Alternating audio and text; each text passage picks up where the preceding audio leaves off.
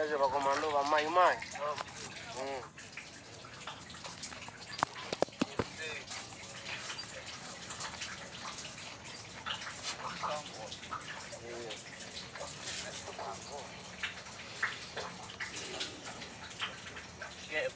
Bakeba. Bakomona. Mtatusikia. Wewe mzee. Mtatusikia.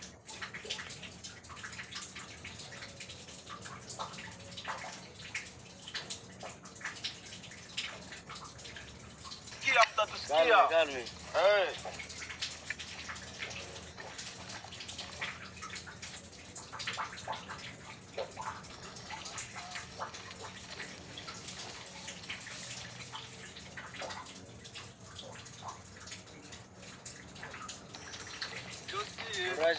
Courage mingi.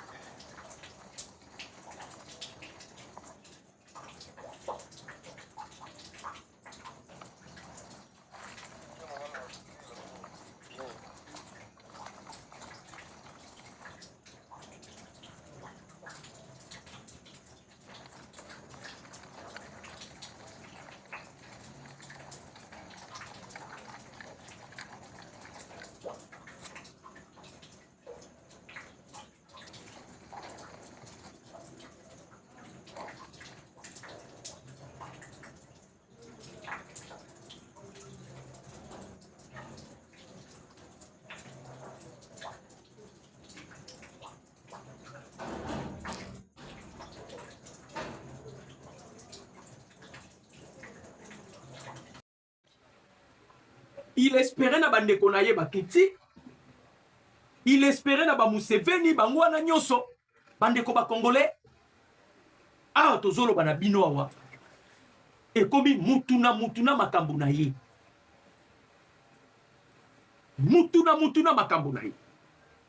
Parce que les États-Unis amatisi amplifier les sous vitesse moko supérieure les États-Unis d'Amérique.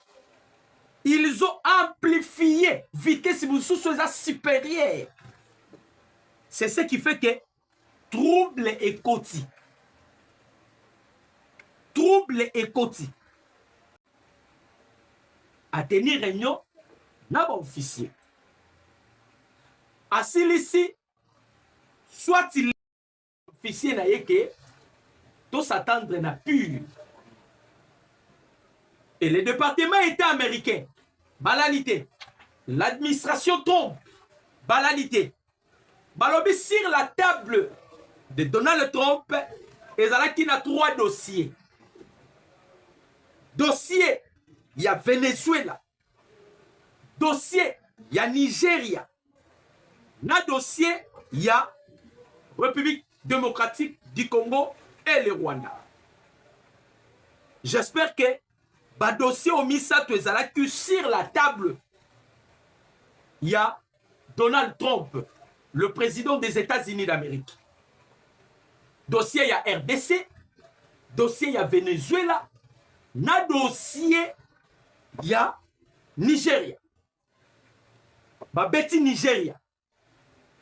Babeti Venezuela. Maintenant, etikali Rwanda. Na lobby. Kagame yemo kwa ebisi wa officier na ye. Pour préparer le pur. En tout cas, connexion à moi pas si. Pour na mon image, j'ai bien été. Je vois même. Mon image, j'ai bien été. Mais, tozo pesa quand même avec Obozoyoka et Zamalam. Qu'est-ce que Washington a outi koloba pour na kama kambu ya République démocratique du Congo? Qu'est-ce que Washington vient de dire? Parce que les États-Unis d'Amérique, bali basili sa masolo yo, masolo esila. Si bazwa ki mokano basili sa makambo parce que etikali kaka 2 mois. 2 mois ya nini? Les congrès si ba pesi aval. par rapport à makambo ya dilo tozanango entre la République démocratique du Congo et les États-Unis d'Amérique. Bapesa qui avale. Mais les Américains lokola bazoya na mbongo na bango ko investir na Congo. Bayebisaki déjà ba président africain oyo bazalaka zinga nzinga ya mutu wana muchopi oyo wapi azomela pema na minute oyo parce que toyebisaki Paul Kagame osalaki ba aventure yo na Joseph Kabila pour boler ko sala ba aventure na bino bo créer ba rébellion bo créer ba nini mais vous avez été crucifié et pas yanani ya ambassadrice na yo reconnaître seulement votre collaboration avec les M23. Ba Museveni na ba William Ruto basimbi mutu. Washington active les leviers militaires en République démocratique du Congo. Et ça makambo se quitter. Toebike bakomi ko sala sabotage ndeti na Goma. Bazo sala sabotage, bazo nyoko la peuple congolais. Toyebi sara ba kongomani nyoso. De livrance nyoso et ya rappel na makambo. Et ya kapé na makambo. Il y a des prix à payer. Ceux qui t'ont livré qui ouvrent à terre, mais peut-être on est tout comme à un niveau T. Parce que l'on est créé shit ya Paul Kagame. Et l'on est salé que les Américains vont décider d'effacer Kagame. Et Kakuta Museveni, et ça shit ya ouvrir. Américain balobi boye, le message est clair, sans détour et sans ambiguïté. À travers un communiqué officiel de l'ambassade des États-Unis d'Amérique à Kinshasa, annonce une montée à puissance de la coopération sécuritaire avec le FARDC.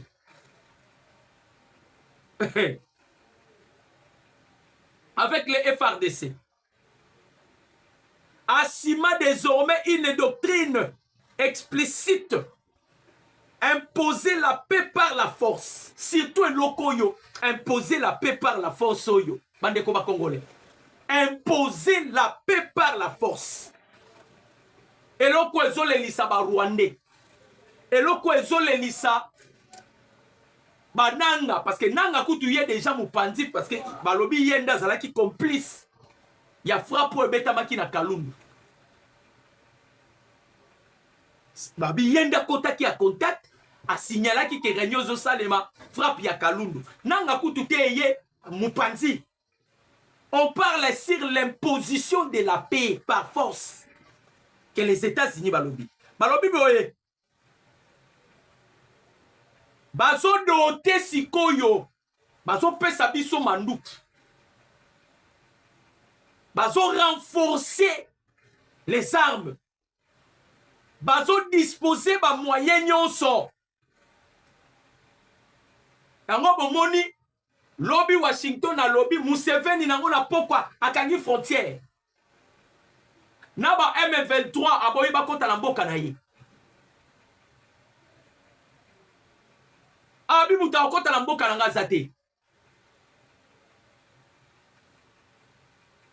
Boya okoti na ngaba mercenaire ngape balia ngai. Non non. Mutu na buta komi ko benda pona ye. Quand le président Tshisekedi ebisaki Kagame yo, tu vas finir comme Adolf Hitler. Comme Ozana ba pensée moko expansionniste pour na mboka nanga. Tu finiras comme Adolf Hitler. Ayebisi ba soldat na elobi le pire ezoya. Pire ango ekoya quand Ouvrir déjà nyonso. Il faut nettoyer Salamana Est de la République démocratique du Congo. Population Pelobi, surtout ba Congolais Oyo, ba kendaki na sima ba IM23. On a population zolo. Bande konabiso ba Congolais, mais Oyo ba kendaki na sima ya ba IM23. Ndenge ba M23 bazobima. Bobima na bango bokende. Ndenge ka ba M23 bazobima bobima na bango bokende. Boba oyo ba kotikala, il y aura des comptes à rendre.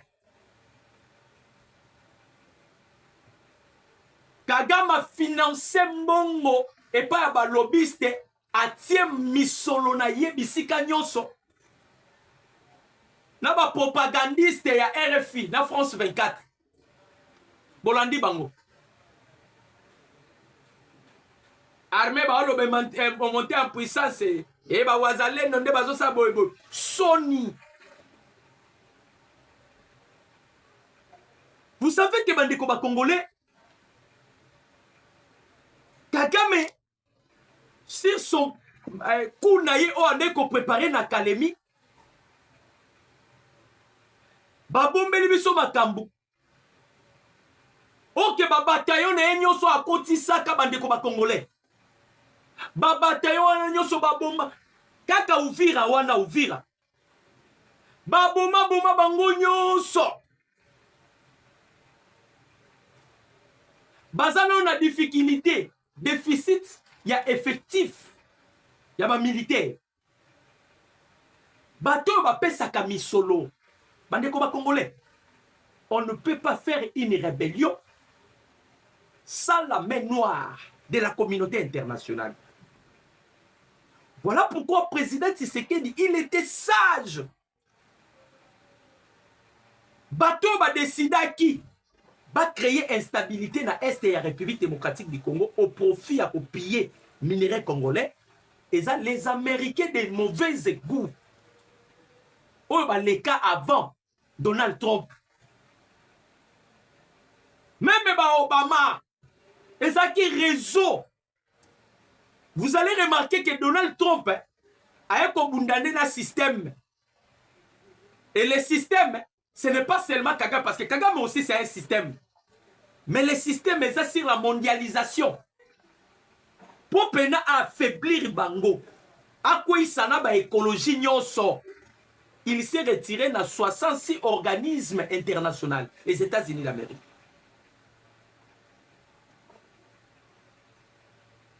Boyoka ki Antonio Guterres à l'Eli. Boyoka ki Emmanuel Macron à l'Eli. Kolelana bazo leleza ya pambate bandeko ba congolais. Les organismes internationaux financés par les États-Unis et comme qui va gérer. Mais le Donald Trump est venu à l'objet, plus question de ça. Maintenant, la conversation entre Bango et Bango M23. Bamsou bakomi koloba balobi Minduki ezo ya lisusu te. À part moi, l'eau est outaki na Ukraine. Yango to ebisaki ba. Zelensky oyo. Bazo beta yo na Russie. Tu es incapable. Mais vous allez gérer avant que Macron ait changé en vie. Malgré qu'il ait changé en vie, mais tu yebi qui sont des Français. Bango ba poignarda aka batu na Mikongo. Malgré on peut changer d'envie. Bapesa qui porte Kagame Minduki. Minduki wane yaki. Pona ko continuer parce que Kagame aloba tia ko tikate. Bo pometa ki nga mabele. Il faut bo pesa nga mabele. Mabele yango nini Kivu. Chers Congolais. Token na niveau ya ko sceller. Otozolo ba ko sceller zanini. Vous savez, na ba charte d'impérialisme, ba mindele bande ko linga ba pays africains à la diriger et pas ba originaire nangote, c'est-à-dire il faut que des étrangers dirigent ba pays africains. On est dans la charte d'impérialisme. Après biloko ele kaka na Berlin. Donc le système il y a néocolonialisme, c'est ce qui règne hein, ils ont régné en Afrique. N'est de pénétrer, le Congo ne sera en aucun jour dirigé par les étrangers. C'est ça maintenant que le problème de Tozanango. Congo est kozalaka dirigé les sous par étranger. Les solo ya balkanisation na minoko ya ba mindele eza li sous-te. Lumumba lela qui a lobby balkanisation. Et ça pour se pointer à l'horizon. La balkanisation se pointe à l'horizon. On ne parlera plus de la balkanisation. On veut maintenant que Paul Kagame ba libérer tous les espaces où ils ont occupé et pas y a ba Rwandais. Goma ils a libéré, Bukavu ils a libéré. Voilà pourquoi le lobby Nabino, lobby a continué déjà réunion parce qu'on lui a déjà dit tu dois quitter. Les États-Unis ne blaguent pas. Maduro abeta kitolo. Akanisa ki soki ndenge bazuye, soki Chine a lobby, Iran a lobby, Russie a lobby, les États-Unis peut-être vont libérer. Bandeko. Les loups ne se mangent pas entre eux. Ba super puissance sur la bako bo mana pona ba mboka lokola ba Rwanda yote. Les loups ne se mangent pas entre eux. Ba ko bo mana kate bandeko ba congolais. Il continue de s'entêter. Mais ba aide pe o bandeko signe pas ba aide parce que les Américains ba komi ko observer. Ba komi ko observer. Ba zoluka pays oyo ba komunika na sima ya Rwanda. Hey, Donald Trump a komi siko côté la pays a komona kaka sima ya Rwanda. Ango bomona ki Macron a komi na tendance. Roka ba yeme vetu po bango ba la raso muta changer maloba ba ni ko finga. Il a ici les Américains cherchent le pays qui va oser. Ouganda kangi frontière. Museveni Otiki Kagame na esanga ye moko. Mais bopiye ki na ye Congo. Bopiye ki na Kagame Congo. Et le président Tshisekedi vous avait promis. Alobaki système oyoyo ngai na kokwisa yango. Quand le président Tshisekedi abandi bitumba, je l'ai toujours dit à plusieurs fois. Pour s'engager à une guerre, il faut avoir des alliés sûrs. Nous avons vu la guerre, il y a Ukraine. Alliés sûrs, il y a Ukraine, les alliés qui va France, nous avons vu aussi la Russie. Azalaki na balien nae, balien les alliés entre autres famille na hybride. L'Afrique d'ici avait donné des armes.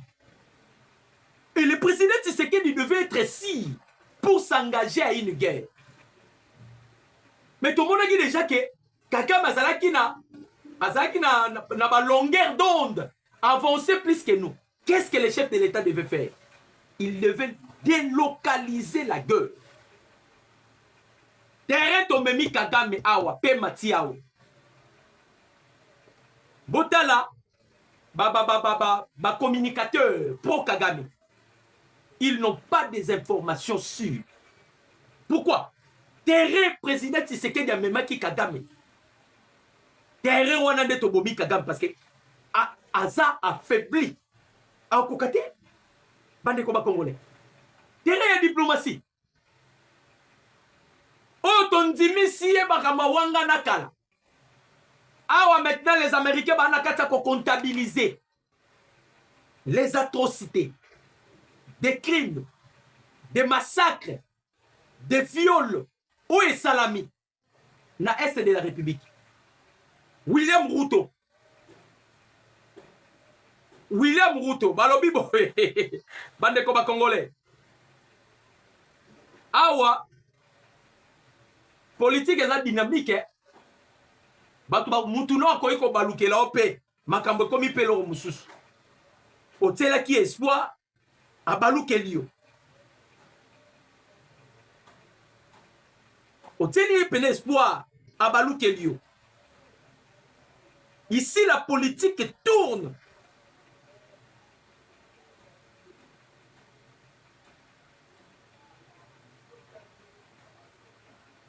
William Ruto alobi quand on a déclaration ambassadrice wana.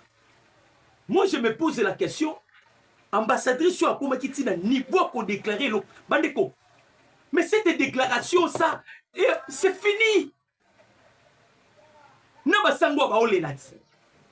La 5 ans bazole la lokola bana mikie la déclaration. Parce que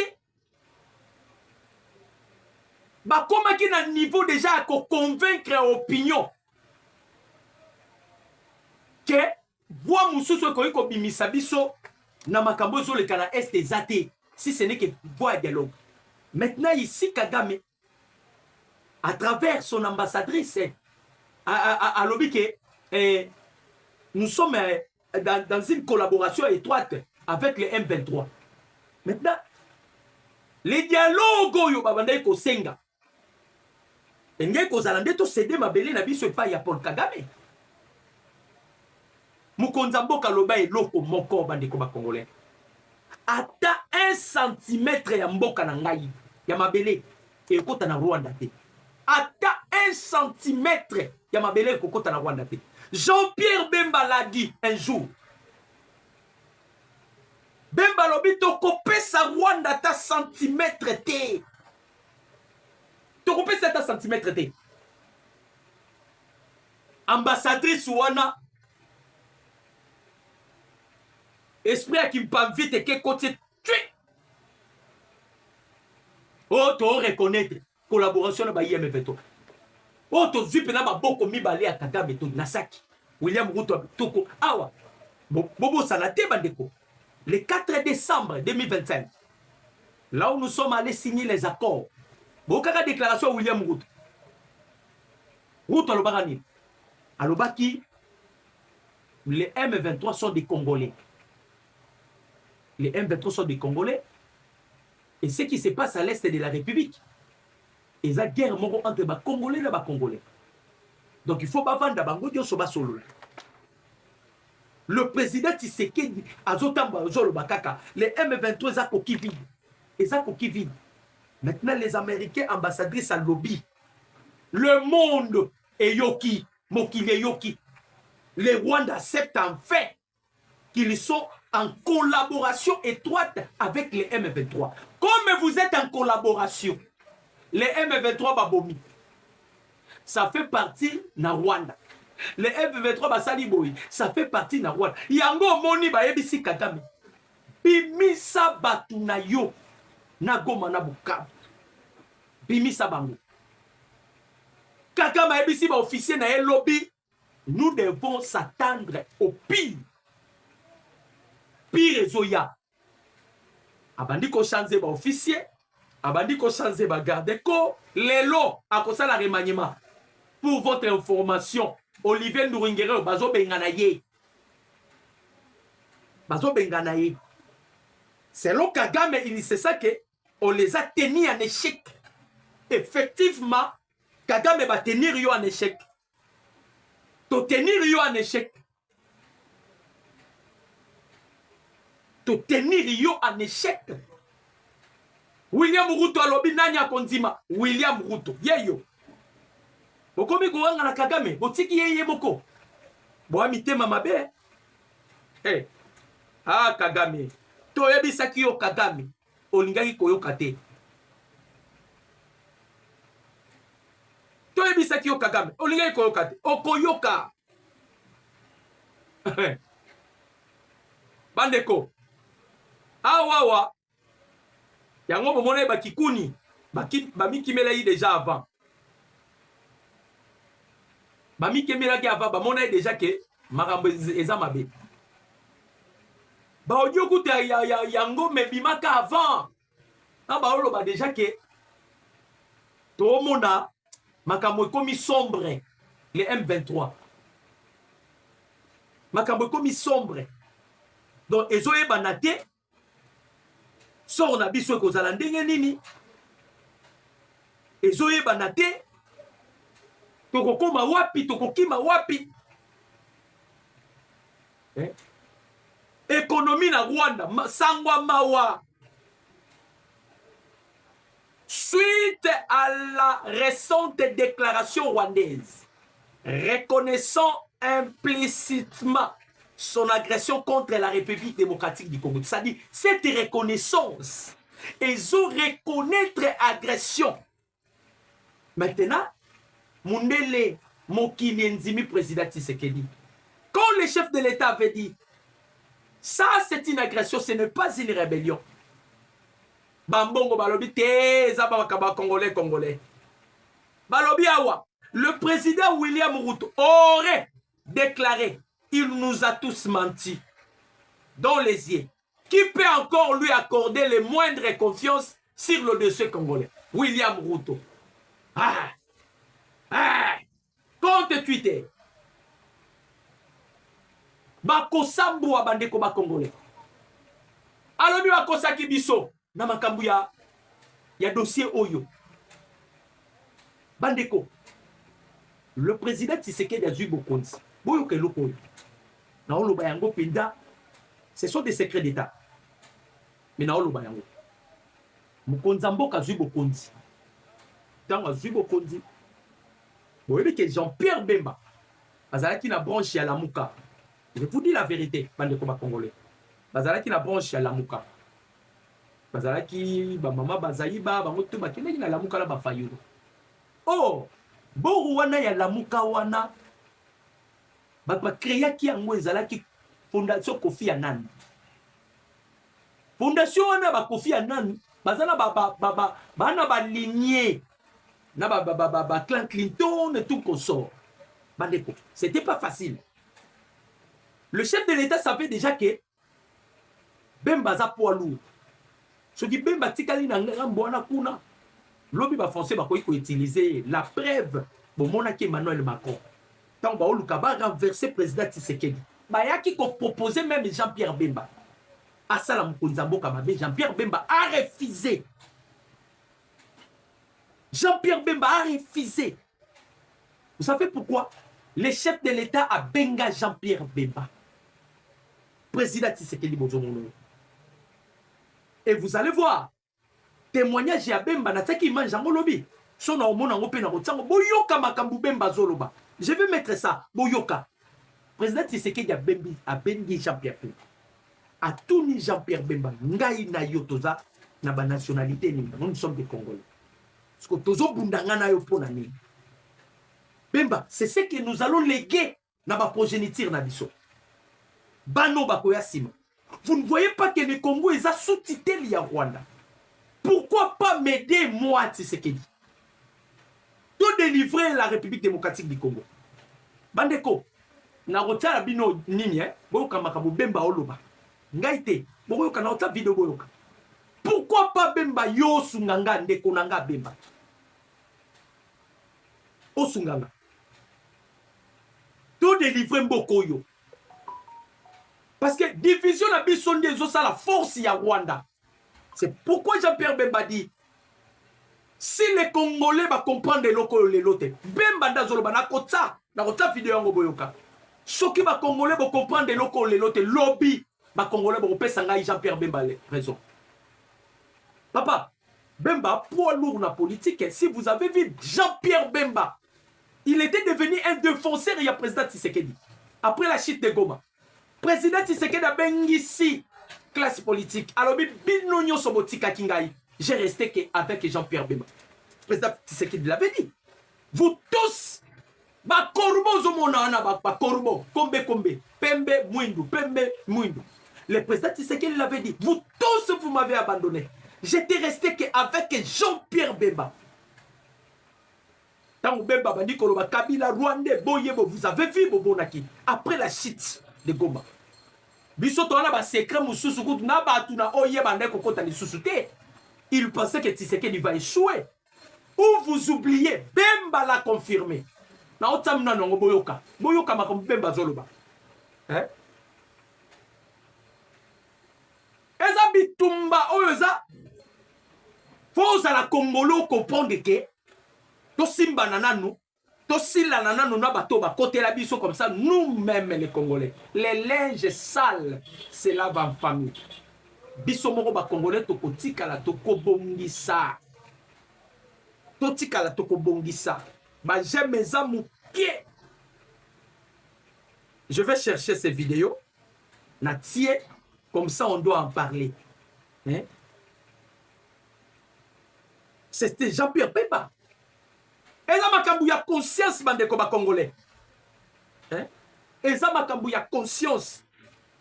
Ah sikoyo, ce qui faisait la force de Kagame ezaki nini? A divisé biso. Vous voyez? Azo divisé biso pendant que nous sommes dans la carte de division. Yazo azo continuer comme ça la bêtise. Mais ils ont les sous bon côté. Ils ont bon côté. Hey.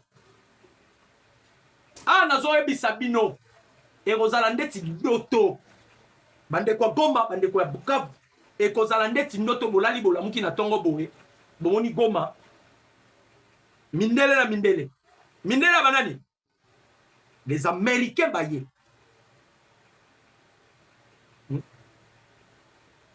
Parce que les Américains déjà activer les vieux moraux supérieurs. Surtout que tozu mena Kagame. Tozu yé penda na maboko. Tozu yé na ba crime. Les chefs de l'État lobby, on doit maintenant tozo kundola maintenant Moussissa. Moussissa, toujours pindola maintenant Moussissa. Moussissa ni Racine. William Ruto yeyo. Yeyo. Alors oui Kagame a consibiso. Non, à consibinoté. Vous avez un projet.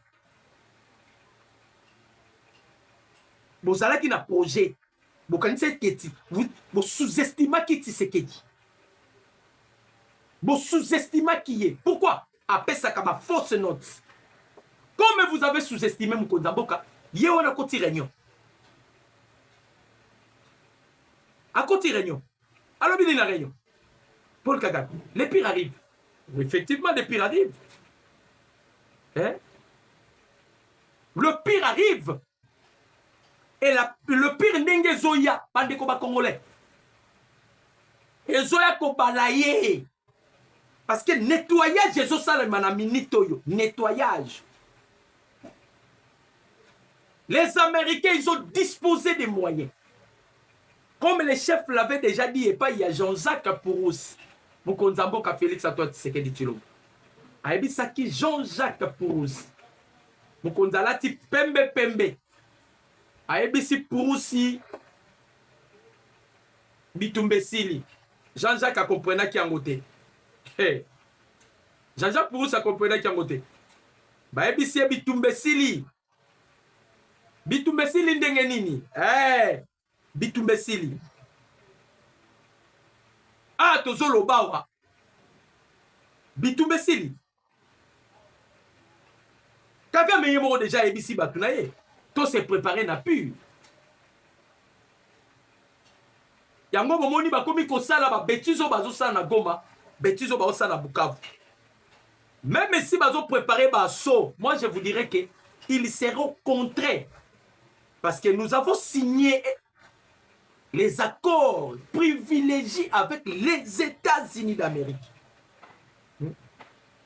Et les Américains disent, bande comme congolais, balobi que sur la table de Donald Trump, il y avait 3 dossiers. Dossier etikali na minitoyo. Les 2 dossiers traités déjà. Ils ont frappé Nigeria. Ils ont frappé Venezuela. Et 2 dossiers américains basili ici déjà. Etikali ce dossier moko. Otozo ebisabino ya nini ya Rwanda. Yango lobby département américain. Batindiki administration Trump. Balobi bon les cas maintenant na vitesse supérieure. Babiloko et salami banini na Uvira banini. Bande kolonga ba congolais ezakutu babiloko soki ya nini te. Le pire ezande Goma na Bukavu. Les M23 misu lobi ba kimi. Ba koma na frontière ya Uganda. Museveni aboyi bakota. Yango a bloqué frontière. Balobi boy. Certains membres de la FC Bar M23 commencent à fuir vers Kampala. Mais ils sont arrêtés au poste frontalier. Nagatuna. Côté ougandais. Malheureusement, il n'y a pas d'alternative. Ils finiront par les laisser entrer. Bah, comme déjà Kokima, parce que Makabozo, on a déjà que le pire va arriver. Le pire va arriver, bandeko ba Congolais. Lokola les Américains voulaient en finir. Na Paul Kagame. Bomoni touche ba simbisi pas ambassadeur, ambassadrice na ye. Waneza mama na touche bandeko ba Congolais. Eza lokolo bomi mutu. Owanganaka. Bae kondimisa yo mutu obomaki ondimi ye. Après avoir wangana, oye kondima ye. C'est ce que Kagame vient de commettre. Au travers ambassadrice Naye, qui représente le Rwanda. Maintenant, les Américains, babi, tozu les sous passent à nord. Tozu passe à nord. Babi Sakibiso, ils vont conjuguer les verbes avancés. Maintenant, botelemi ponanini. Vous avez noté que verbe reculé dès qu'on a conjugué na batanyos. Balobaki na biso ba conjuguer verbe avancé. Mais ba komi ko conjuguer verbe reculé ndengeni. Awa pe awa. Tous les opposants en fuite. Surtout batoyo bazalaika na ba antécédent. Bato bazali na moi moukié portion avec les Rwandais. Bazali Bangwande bandi kokima pour effacer des traces parce qu'ils savent bien que awawa bandeko nettoyage Jésus Salama. Mais monsieur Massé, monsieur Karana Mortadella, le numéro 1 il y a NSA, Agence nationale de sécurité américaine. Ayaki kokuta na président Félix Aza israélien d'origine israélienne. Yenda Simbi, Agence nationale des renseignements américains, parce que les Américains collaborent avec les Israéliens. Bangonde bazapo nina bango influence première nini service secret le plus influent au monde des Alaka Mossad. Les Alaka dirigés par Yaba Juif. Donc les Américains ont bis confiance par Yaba Juif parce que c'est le Juif qui fait la force des États-Unis d'Amérique. Ayela Mukonzamboka apesa président Tshisekedi clé ya ISP. Bino boka ici ba obe minako ba okanga bango pamba. Ba shader ba okanga bango pamba. Oh. Poni ba olela ke comment c'est né ça zo détecter ba makabu nyonso. Clé ya ISB ya papa wana. Aya pesi président Tshisekedi. Alors même les officiers 80% ba officiers, ils avaient opté sur ta mort. Ils avaient opté. Ça dit, bah, quand il réunion, il y a un autre qui tourne à Tolobi, Atabo Melana Makilana Kabila. Comment vous allez encore permettre que Kabila soit à pouvoir pendant qu'il a fait déjà un mandat Nayake? La Constitution ne le permet même pas. Ils avaient orchestré des choses. Dieu est bon. Awa tozolo bana binowa. Yemo kolobi na réunion na ba officiel ici bangoke. Tout se préparer pire Zoya. Tout se prépare. Kagame ayebi que le pire va arriver. Nenge tolobaki et sa dernière virage. Bien pas le bien botikate. La preuve azo corrompre bomona yiba Ronnie Jackson. Ronnie Jackson, un sénateur américain, il cherchait à défendre Paul Kagame. Oh non, aya makama mixage na boissage. Soki ane loko Tshisekedi, président Tshisekedi alingi koyoka na matoi na yete. Soki ane loko le président Tshisekedi alingi koyoka na matoi na yete. Il s'agit de mixage et brassage. Tolobaki pona makambo ya Congo ba pays ebele boko ekopanzana. Est-ce que vous avez cru que Ouganda koyoka na frontière na ye et pas ba YM23? Vous avez cru que William Ruto koyiko wanga na Kagame? Kagame nous a menti. Nanya on peut se sous confiance. Ils ont pillé le Congo. Ils ont tué des Congolais. Quand les sangs réclament la vengeance, réclament la vengeance. Et vengeance à maquiller à la Ramabé. Vengeance à maquiller à la Kamabé. Le président Tshisekedi a réuni Mukonzaï Kosalatina taxe fox sécuritaire. Tout ça, c'était pour identifier les officiers parce qu'il y avait déjà certains officiers à Bendis. Oh, Bazalaki Mukondamboka Koti, conseil supérieur, il y a magistrat, il y a conseil de défense élargi. Après kaka 1 minute, rapport nyoso qui na Kigali. Mukotako ta réunion, après 1 minute, rapport qui na Kigali. Alors, et sengela ki to yeba, bateau bazalaka sima makambo wana. Bateau basala kabiloko wana. On devait identifier tous ces gens-là. Et to identifier qu'ils vont à travers un livre. Mais il y a CNC, Conseil national de cyberdéfense. To bande ko identifier bango moko. Ah, sikoyo. To posséder na ba arrestation sko ya banani. Ya ba parce que ah ba on respecterait sikoyo. Bato nyoso kabila tika na ba identité. Après ça bandaku na ba identité mususu inconnu. Nenga salaki epa ya muto na yebisaka bino un ancien nani ya un ancien muto ya imana wana. Apesa bango babanda ozwindaku osalinini, ozwindaku osalinini, ozwinda. Donc il s'est caché derrière toutes ces choses-là. Il s'est caché derrière toutes ces choses-là.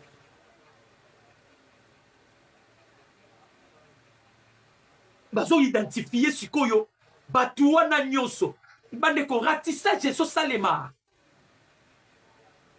La paix va régner au Congo. Comme vous l'avez toujours souhaité, la paix va régner au Congo.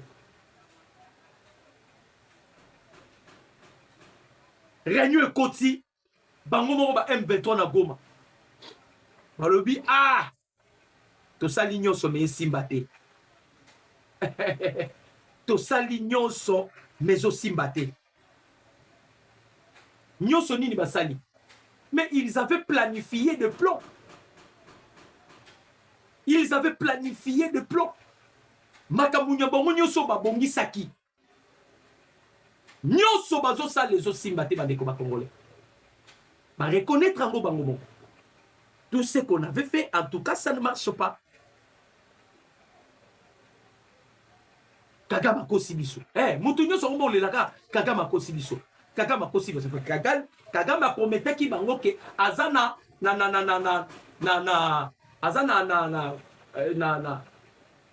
azana facilité à convaincre ba sénateur. Azana facilité batwana nyoso baza simanaye. Ana facilité batwana nyoso a kombobiner bango ndenga lingi. Mais l'objet a côté réunion bandeko. Quand déjà vous voyez un commandant suprême devant ces militaires pour leur dire que vous devez s'attendre na pur. Vous s'attendre au pire. Ils ont se quitter. Ils ont se quitter. Pourquoi? Parce que les Américains vont lobby maintenant parce que discours de G. Betami, l'ambassadrice américaine. Babengi c'est Olivier Nduringuerero. Wapi? Babengi c'est la France 24. Awanga Niango. Quelle contradiction? Ambassadrice na Congrès américain en Zimbi. Mais Olivier Nduringuerero na France 24 Awangani.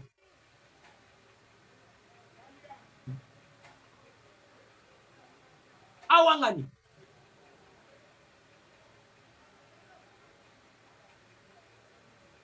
Okowangana ndenge nini? Oh non, nous ne sommes pas en collaboration. Nabasango bandeko la bango bakufaki na Kalundu qu'ils ne veulent pas. Jusque là, il y a pour publier ango. Pour azobanga. Et kokoti sa frustration et pas batu mususu. Bandeko ba congolais. Tozala kinabino, tozo continuer koebisa ba congolais. Nous devons seulement soutenir le chef de l'État. Ce n'est pas facile. Nous devons soutenir le chef de l'État et nous savons que victoire est certaine. Mon